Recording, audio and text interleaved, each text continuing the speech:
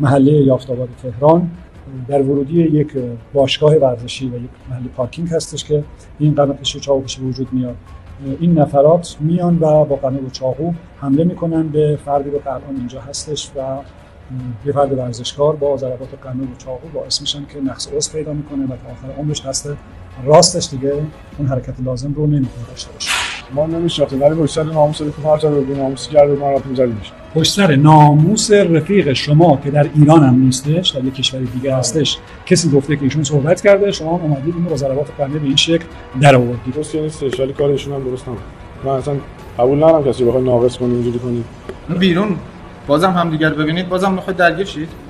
باید پشیمون باشه اگه کارش پشیمون نشه. بله چون هنوزم پشت سر ناموس رفیق ما داره. اون آقا باید پشیمون باشه؟ بله. زندگی دو نفر رو به هم ریخته. سابقه داری شما؟ بله.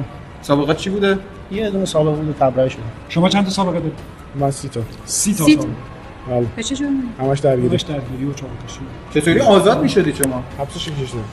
چند سالتون؟ 10 سال حبس کشیدن. 10 سال زندان بودی؟ بله، من 10 سال حبس کشیدم. یارو دادم آره میره. وضع مالیتون پس خوبه؟ بله. یعنی اگه بازم بیاین بیرون دوباره همین کارو انجام میدین؟ نه ان شاء الله که دیگه اتفاقا نمیفته. بعدا 30 بار این کارو انجام دادین دیگه. ان شاء الله 31 میشه. دیگه ان شاء الله نمیشه دیگه.